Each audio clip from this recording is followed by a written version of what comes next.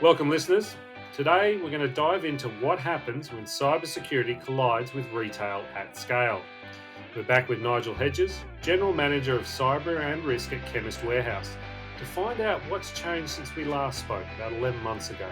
So, from cloud to compliance, AI to asset sweat, Nigel has sharp views and real war stories from the fast-moving front lines of retail. So today, we're asking, can a get-it-done culture be made accountable for cyber?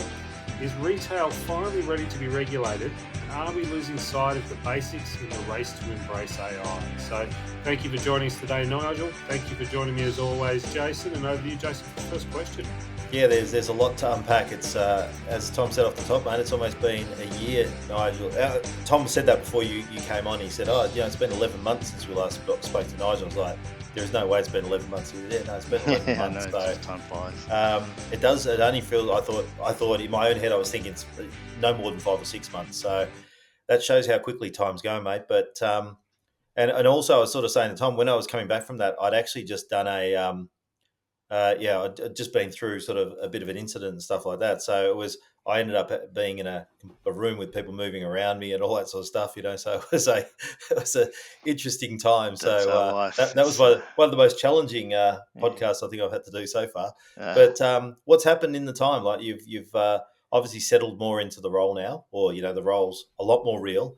Hopefully, got into some sort of rhythm, which we never get to in cybersecurity. But what's the sort of first 12 months been like for you, mate? Yeah, I mean, I think that I think the last time we spoke, it was pretty much on the back of let's call it the first 100 days in the gig. Although I've done this gig a couple of times now, but you go through the same processes. You're looking at all the artifacts and what's happened before, and then trying to reconcile that. What are the real risks that I should be materially worried about? Because you can't solve all the problems. So that was definitely there still. But fast forward 12 months, look what's happened. It's quite publicly known that to have had a merger and acquisition, probably one of the biggest in the country, just passed, and it's a rocket ship of a business. Very intense. Getting stuff done is definitely in the DNA. So having said all that, though, as you'd expect of any organisation moving into a very sort of public structure, that there's been a lot of focus on right-sizing cyber investments. As a group function now, I look after Sigma Healthcare and Chemist Warehouse, so it's just got bigger. Have seen, and a lot of listeners would have seen the data breaches that have happened in the UK recently with Marks and Spencer, Harrods, and Co-op. That's really quite fresh. So in the world of retail cyber risk, proving that retail is definitely a space that is a target, and you've seen a few data sources come out recently that sort of show that to be the case. The Verizon DBIR report, the recent ASD report showing retail in the top 5, as well as government, of course, and healthcare. And we're a platypus business. You're doing both pharma and retail, so get a bit of a double whammy there. And as a general rule of thumb, retail is going through a cost efficiency mindset, and at the same time, because it's hyper competitive, businesses are trying to capitalize on the competitive opportunities and speed to market. So it's a really rich kind of cauldron of risk and speed. Yeah.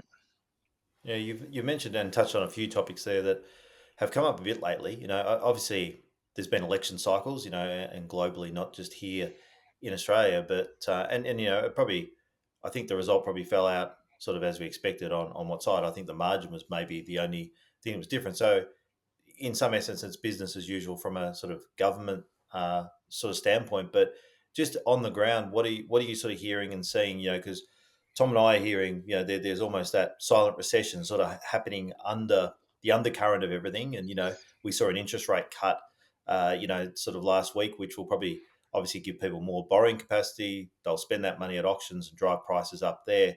this bubble that seems to be appearing and being there, and with the cybercrime issues, and we're looking at what's happening with cryptocurrencies and there's a whole melting pot of stuff that's sort of happening at the moment.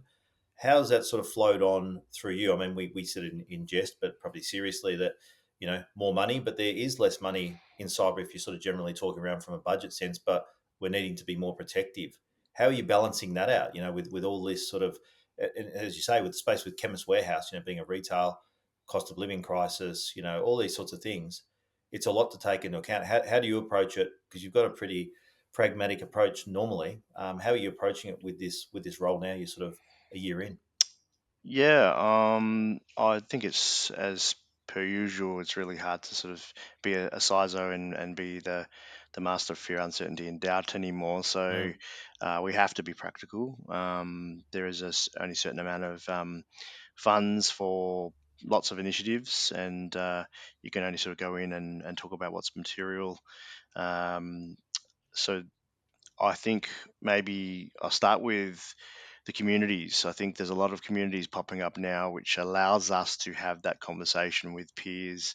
Whereas maybe in the past, even 10 years ago, retailers wouldn't have met together. Even mm, cyber leaders wouldn't have met together.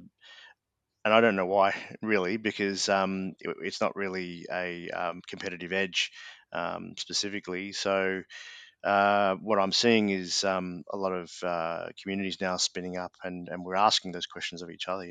What's happening in your space? And so, mm, sort of answering your question, I haven't spoken to any retailer yet. Every single retailer that I've spoken to has said that they're facing that kind of uh, more scrutiny on cyber budgets, mm, whether it be projects, and being asked to really focus down on the stuff that matters. And that's an interesting thing too, because you know in retail you see a lack of maturity on risk registers, for example. So mm, you'll see risk registers saying, um, and I'm talking broadly here, they'll say this particular risk item is owned by the CISO or the head of cyber, and how could that possibly be that the head of cyber is accountable for a particular risk? So mm, I think it's that change of a culture of compliance and convenience, um, and the journey means that. And I had a really good conversation with another CISO because he challenged me on this one. So I was saying, we are advisors. We are not the Department of No. Our job mm, is to tell folks that this, and I say this all the time, mm, that there is a risk here, but ultimately I don't sign off on this risk. The business agrees. My job is to inform and let them know what the risk is and whether I really feel strongly about the risks here. But the risk acceptance comes from the business. But where the challenge came from was, we can do that for material and critical risks, but at some point we also have to put our little skin in the game and mm, say, I think these risks over here are low and medium. And in my best estimate, these are the ones that I'm okay to sign off on, because I don't think we should solve those problems. So I think just putting a little bit of skin in the game as well can be quite good for our executives to see that we're not just handballing risk completely to the business. Yeah, so that's sort of some of the things I'm thinking through. mm, How do you kind of work across those two very distinct environments of like the pharmacy, the pharmacological supply chain, and all that kind of stuff that needs to be quite secure? And then on the other side, we've all been to a Chemist Warehouse. There's a line around the corner to line up, or you're online. And so on the other side, you're really kind of looking after those personal details and those password accounts. And we all know how people are just reusing passwords everywhere. Mhm. So that's mm, two distinct challenges there. Yeah, I mean, I think it basically goes down to a point I would make that um, you can't do everything. As one person, you have to rely on a team. So for me, it's been about having skills in the team that are usable in both of those sides. So having folks who really understand the logistics side of the business and that environment versus retail. So um, I think that's been probably one of the biggest, areas of focus for me, is to make sure that I have that capability. Mm. because there's just only so many hours in a day. We were just talking about earlier about sleep. So Mm. yeah. Uh, Sleep.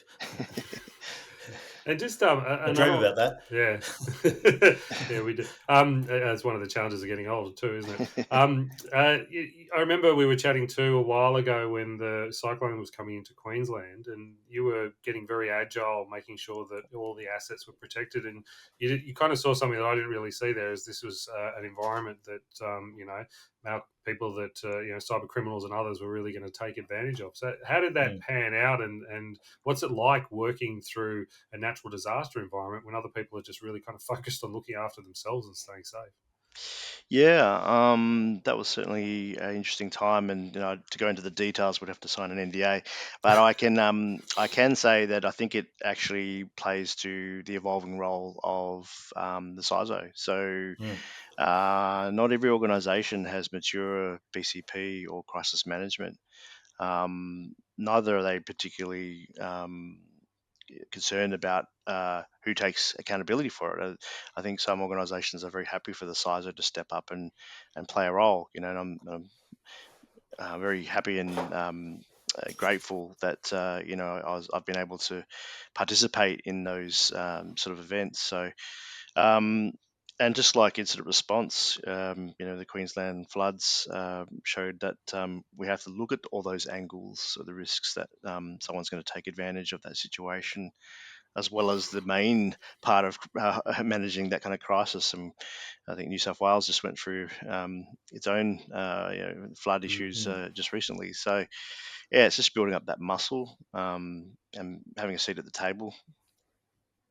I think you mentioned also team before, and I know you're very well respected in the industry, and like people like Sam, who's now the CISO at David Jones, and Daisy, who's at Medibank, speak very highly of you from working with you together. In the past, what are some of the, because you're a great mentor, and there's a lot of stuff you do that obviously people don't see, and conversations we all have in the background and everything like that, but to build a team and to build that sort of trust and actually grow that. And I think the other one, Dan Maslin does it very well as well, is to give that autonomy to your team, to give them the courage, confidence, and strength. And you've been a great champion of females in cyber. I just mentioned just two, but there's many more than that. How do you get that bond and that care and respect that you have, but also to build that trust? Because it is a difficult job that you're in, and you do rely very much on your team. How do you build that, and how have you found when you've moved across that you actually engender that culture and change and sort of put your imprimatur on it? Because a lot of CISOs I have seen have struggled when they've come into an environment where someone's been there previously, and it's sometimes a difficult environment to sort of put your stamp on with respect. So how do you do that, and what are some of the tips and tricks that you can give to us to make that transition easier, not just for yourself, but obviously for the team, and obviously going through the security stack and understanding the new environment that you're in? Yeah, I liked Stephen Covey wrote a book uh, now a few decades, feels old saying that now, but it was at the Seven Habits of Seven Highly habits of highly Effective effective People, right? people. And Yep. in it, he talks about um, dependence and then independence and then interdependence. And so Mm. we all start our careers, I think, still dependent on people around us, as we skill up, and then we move to a phase where we're quite independent. Problem is, as Mel Robbins wrote in her recent book, the Let Them Theory, is that adults are basically 8-year-old kids that have just Mm. grown up. So a lot of us get to the Or independent not. stage and we stop there.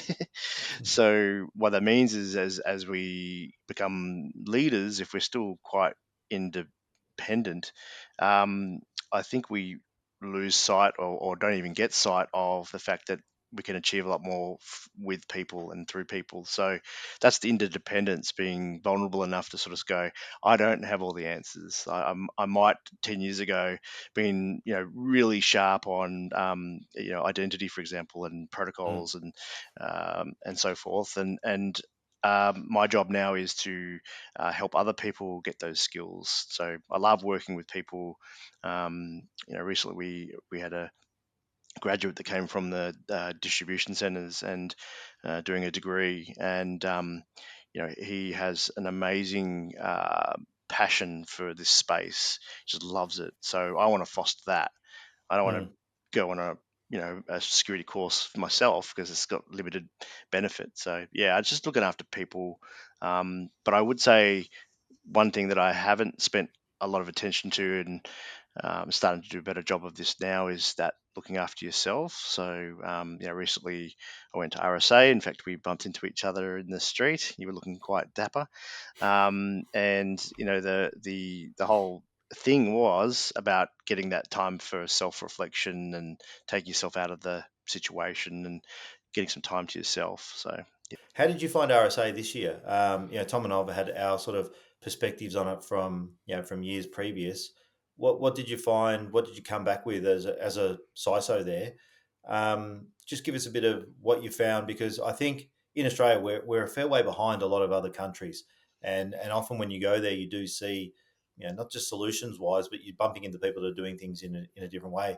What did you come back with this time? Especially with the new gig sort of a bit more firmly under the belt than last year. What sort of came out of it for you, and what lessons can we give to the audience just on what you picked up?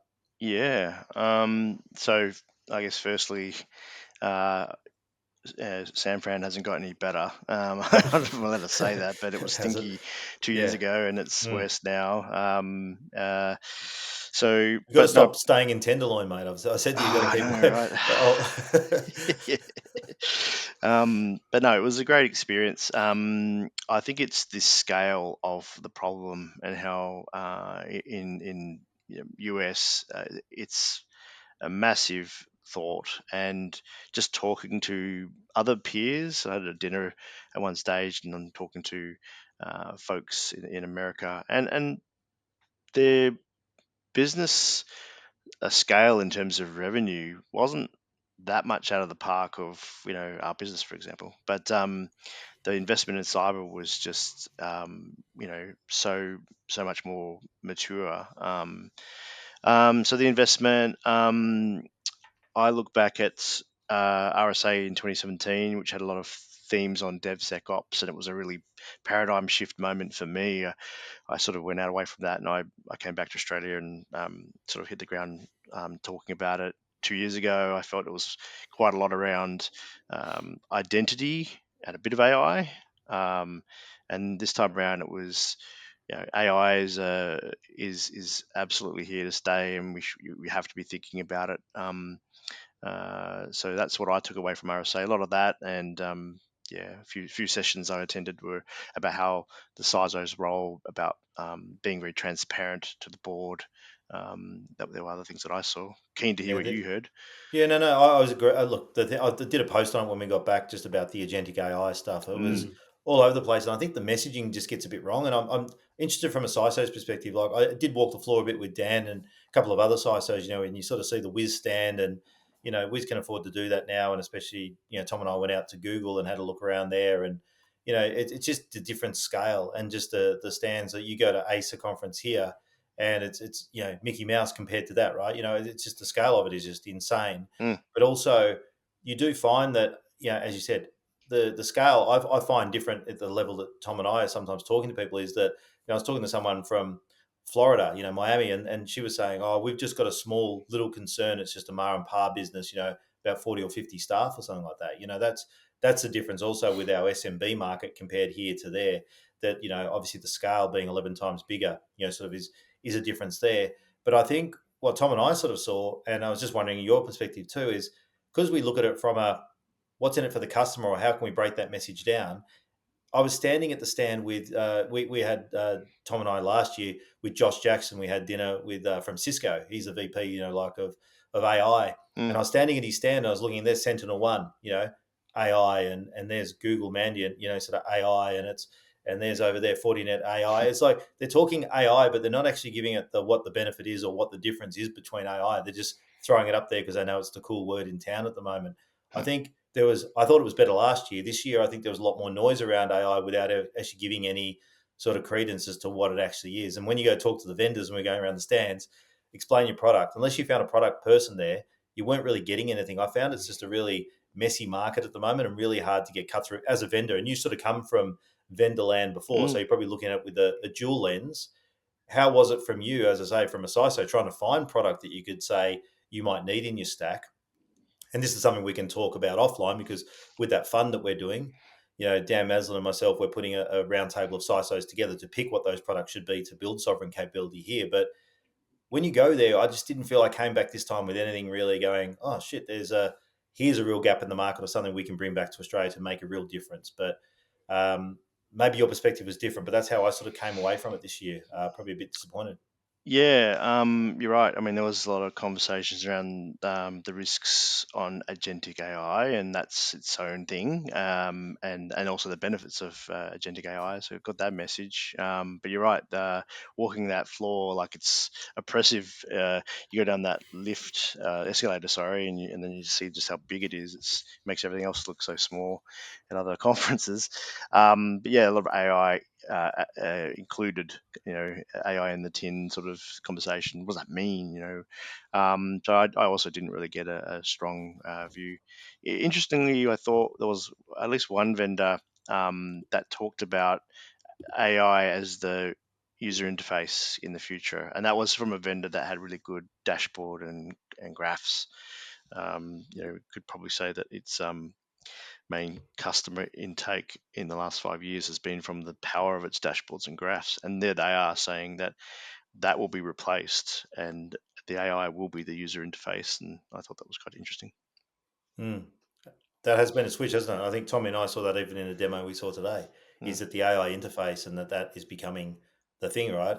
And mm. almost when I'm sort of looking at some of these demos, I'm thinking, well, you could just do that yourself. Like with any tool, you know what I mean? It's like True. I could just add that plug in myself, and do Yeah, that. with an So LLM. this is Yeah. where that sort of confusion was, and it was like, but what is a proprietary to what you're actually doing that I couldn't do myself? And that's where I think that blurred line is. Yeah. What do you think the impact of this is going to be on? Because, the agentic stuff just isn't quite there yet, but it's going to be in some time in the near future. And like that demo that Jason and I had today, I mean, very much it essentially removes a lot of analysts until you get, it's doing all the summary and the analysis and then putting that finally before someone just as a final check. So that's really changing the jobs in a department like yours. And you talked about those budgetary constraints that are coming in. A lot of these are trying to kind of get in at a significantly lower price point as well. You think it's going to have a positive impact, or overall that, removing more humans from the loop is going to cause more problems, or is ultimately this tool like a force multiplier? Yeah, I think it's so much is unknown about the impact because AI hasn't reached that point where, with full confidence, we feel 100% comfortable to Mm, use it. I think some organizations have moved faster on that, of course.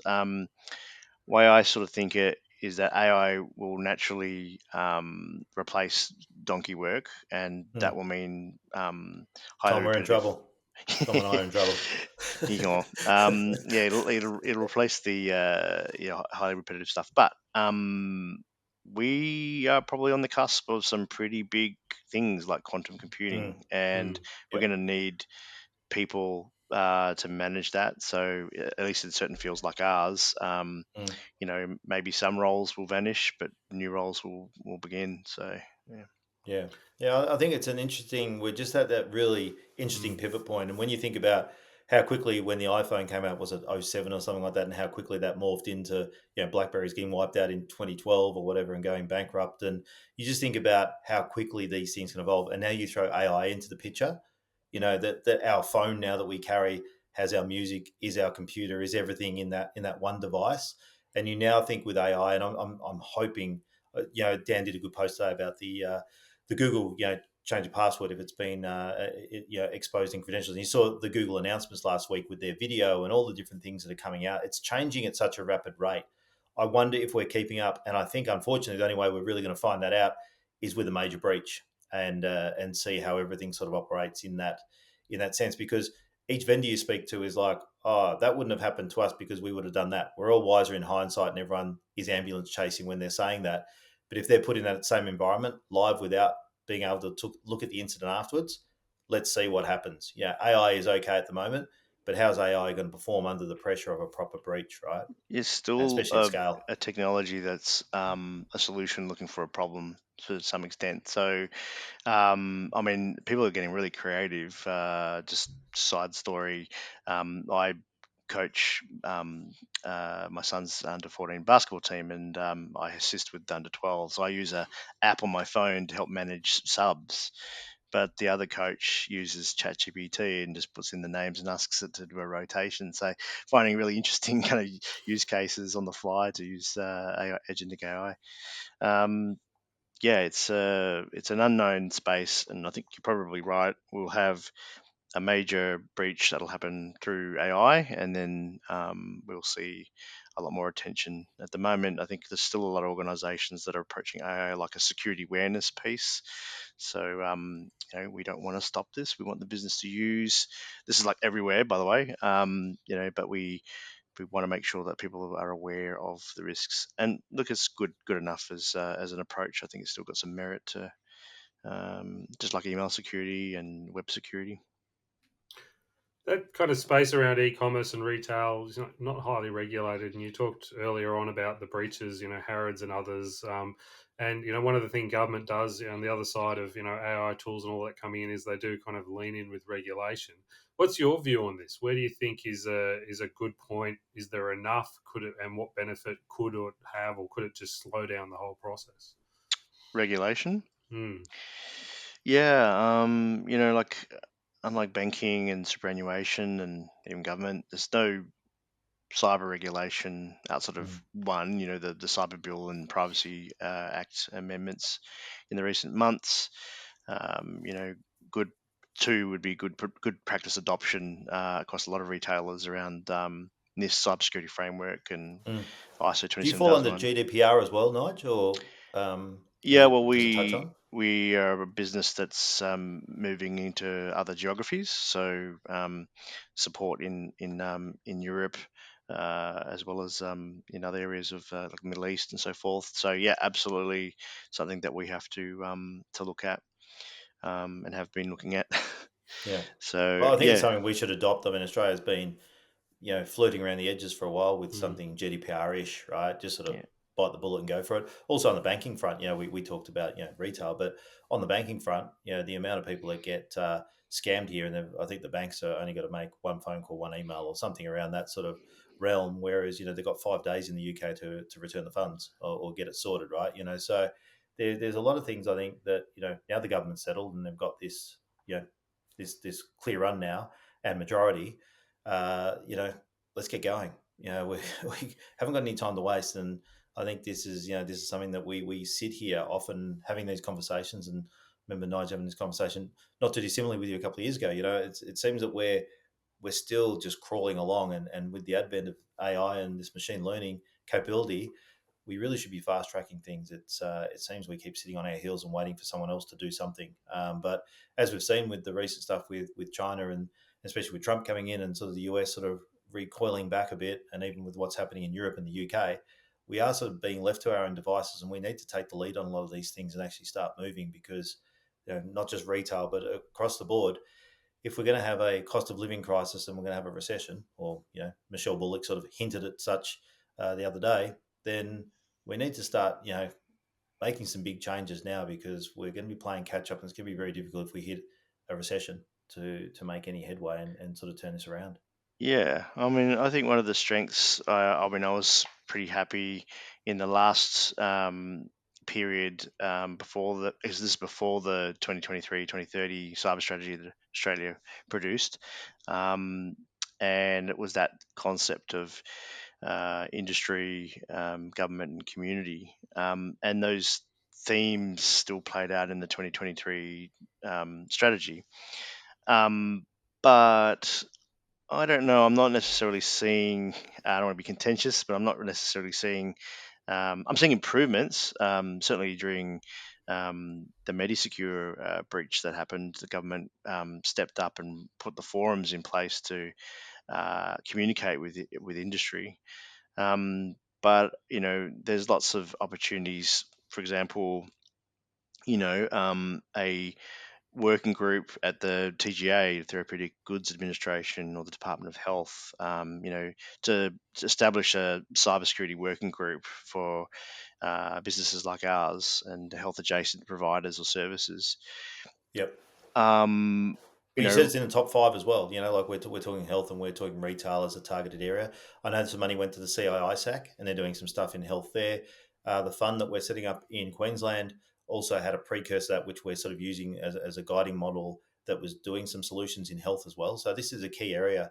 And there is some token money going into it, but we need to go a bit harder and a bit more because, as we said, a really big cyber attack or something that attacks the critical infrastructure of this country is going to be billions of dollars, So just throwing, a couple of $100 million at these problems every now and then is not going to get it solved. Is it really? no, no, and I think, but it's back to that sort of partnership. I think that you've got to separate the cyber functions from a perception that retailers are just about making money. I don't necessarily think that's as simple as that. So I look forward to the government coming good with that partnership between industry and community, knowing that there's a lot of businesses out there, not just retail, but a lot of businesses that want to participate and help. It's that collaboration between the three that's going to really drive progress. And we need to bring it together. I think it's two silos at the moment still that we have this separation. And we had a steering committee meeting this morning for DSI, the SMB 1001, and we have Home Affairs on there and others, that are sort of have been participating in that. And this is one thing is how do we break the siloing down of get cyber wardens involved, which they are, and other things that are in the ecosystem and participating, get insurance, bodies, all these together to solve for the problem because it's the same problem across the board, but we keep throwing siloed money in areas that we need to, as you say, Nigel, collaborate and bring it all together and bring that knowledge. The CISOs do it. We do our dinners. Like we'll have another one in July where we bring the CISOs around the table. We do it with the working out the funding and what needs to be solved for, what are the problems we need to solve for. We need more of that, but we need to get, as you say, government, industry, and everyone around the table at the same time, and not with a vested interest in it, not with something that they're doing to set up for their own benefit, but for the greater benefit of all. And as a country, we really need to get to that stage because to citizens, ultimately, we're about to move into Horizon 2. But have we ticked all the boxes on Horizon 1 before we're flicking over into that in this strategy? And the time slipping away, it'll be 2030 pretty quickly. And as you say, by then, probably quantum's in play and other things that we really need to get in front of. It's interesting. I saw Hamish Hansford speak recently around cyber law, and one of the things that they said that the new laws were really around from his point of view that the market had failed. He also commented on the fact that in Horizon 1, they really feel like, looking now, they've just done too much. So they've gone out and asked a lot of people about, are you aware of this? Did you know this is what kind of happened? So in Horizon 2, they're hoping to just focus on a few things. One of those was like a star rating of products or cyber products in Australia, which produced a bit of kind of negative feedback from the audience around that as well. And we do see that within the cyber community around professionalization and other areas. And you kind What of was that, touched Tom? on Around what? that I shouldn't have spoken those words. But for with ransomware on the rise and stuff like that, things like that still growing. I mean, it's good that there's the reporting now, but really at the end of the day, it's just so the government has admitted they're hoping to get a better snapshot of what's actually going on out there.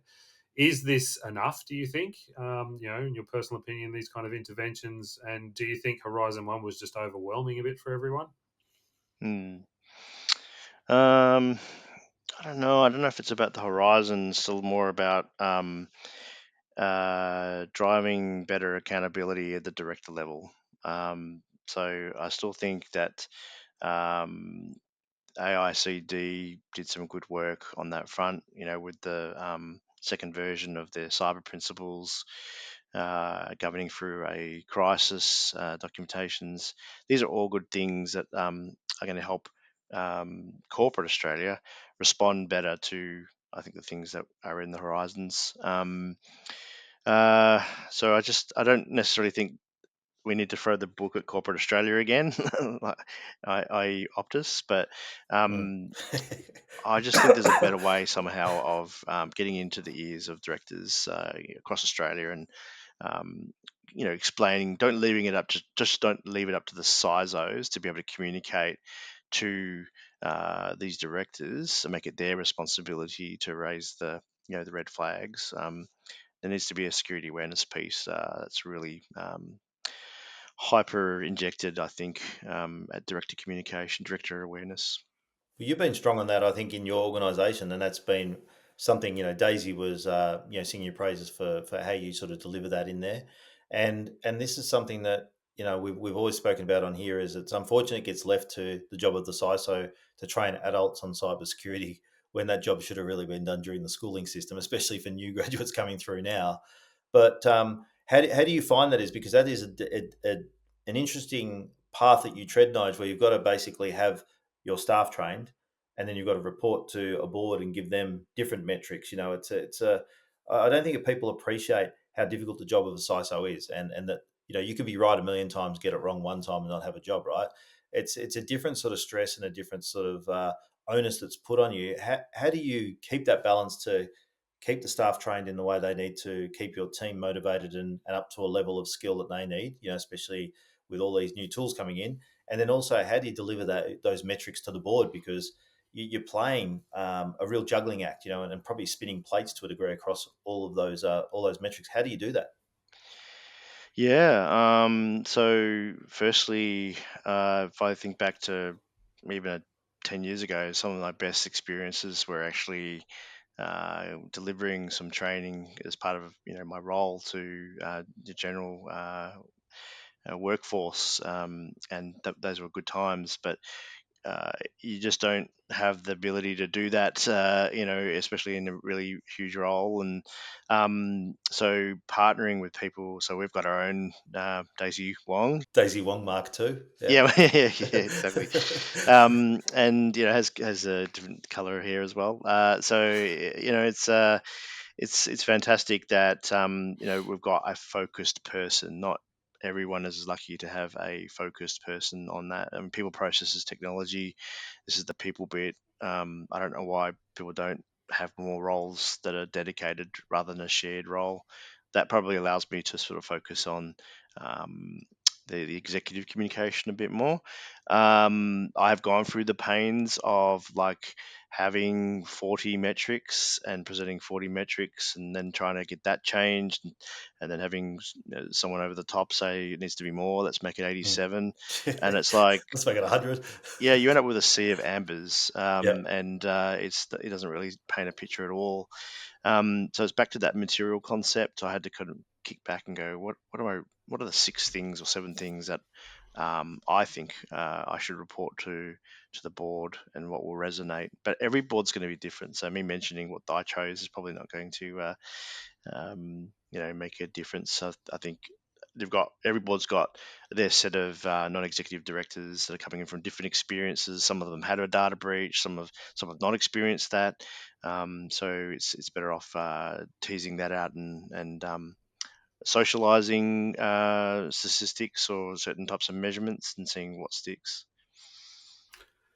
Just to wrap us up here today, what looking forward, do you think the biggest challenges are, in your space in retail and for you and your team over the next 12 months? Biggest threats you might be facing?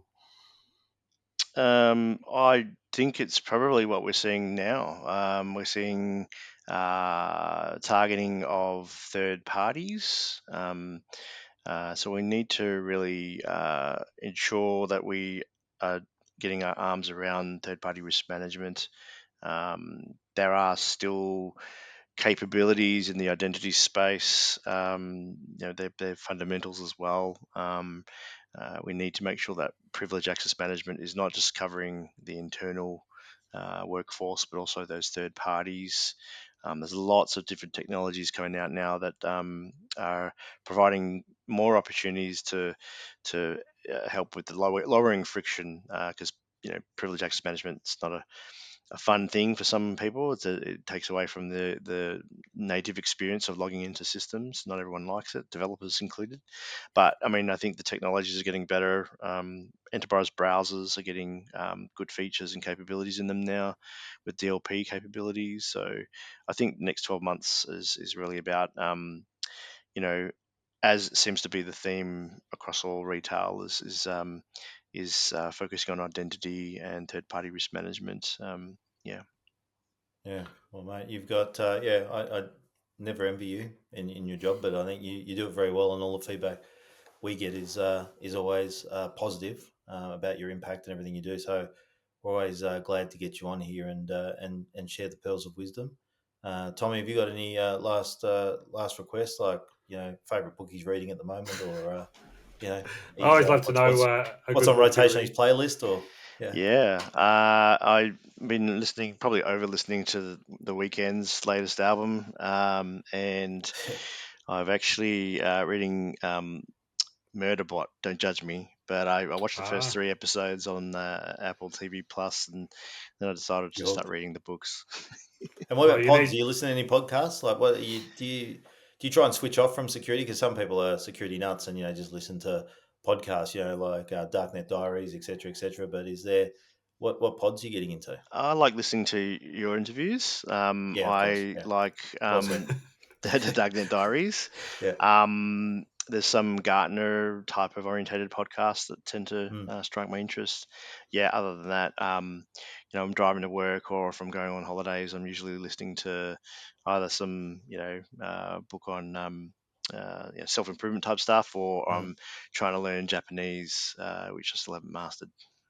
Yeah, well, good luck with that. And AI should be able to help you with that. It should be cutting your time down to about 100 hours. But Japanese, difficult language to pick, mate. Yeah, thanks again. I'll let Yeah. Tommy wrap up, but we really appreciate your time, mate. Yeah, It's been thank you. excellent again. Yeah, look, thanks, Nigel. And listeners, every time you jump online or wander into a Chemist Warehouse, just understand that someone like Nigel and his fantastic team are out there making sure that you have a great experience and a safe experience. And look, thank you so much for your time, Nigel, and look forward to chatting again. Thank you. Thanks, Tony.